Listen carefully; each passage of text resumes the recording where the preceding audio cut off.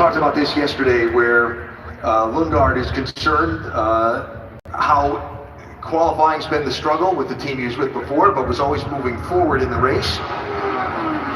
If they can have some qualifying pace this year with this ride for Lundgaard, he's going to be one that I think is going to be kind of fascinating to watch in the 500.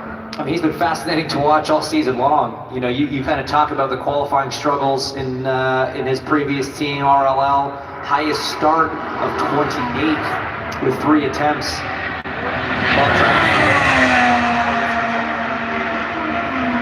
You know, it's his first time on an oval with this team, and look, the success that he had in his first 3 years with RLL, a lot of it came on road street courses. It wasn't really a team at the time that was performing particularly well on ovals in general, not just here at the Speedway. So I think for Christian, one of the most exciting prospects about 2025 was getting to drive an oval car for a team that has had an exemplary record on ovals of late, usually in the hands of Pato O'Ward.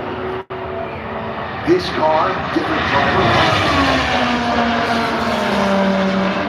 Alexander Rossi at that time finished in that 4th position as well. So Lundgaard turning a lap there of 2:26.65. Best lap of a 2:28.33 for the 23-year-old from Denmark.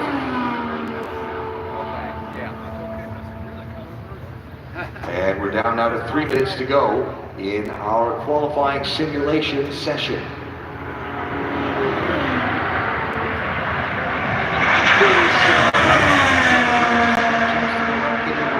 Talk to some people about having the opportunity to do the hybrid for the first time at the in this mode, and see what the initial impressions were, and thoughts on what we might see come qualification weekend. Yeah, I mean, it's going to be interesting to get some of the feedback. You know, for me, I'm from the driver's mind. You know, I'm super fascinated about this hybrid deployment strategy and what different things different teams and drivers are trying and what they've learned.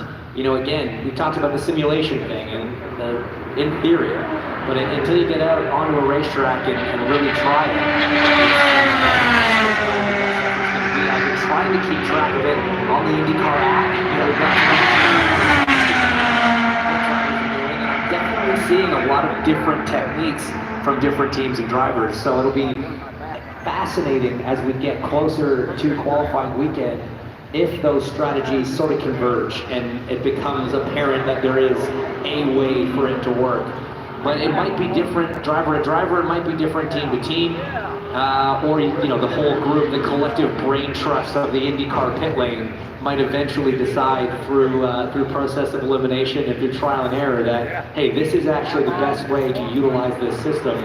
Because again, when we get to qualifying, so often now we're talking about which is even that's a third of a second, you know, in relation. So it's the smallest margins here can make huge differences.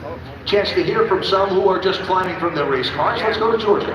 Just talking to the suitcase. It's smooth morning. It's a very smooth morning. How were your laps out there today? Yeah, it was good. We got to do some qualifying trims, qualifying runs with this power, with the qualifying power. So that was fun. Definitely feels good to go fast again. Yeah, I think the car feels good so far. We need to tweak it a little bit for qualifying, especially now that the temperature is rising.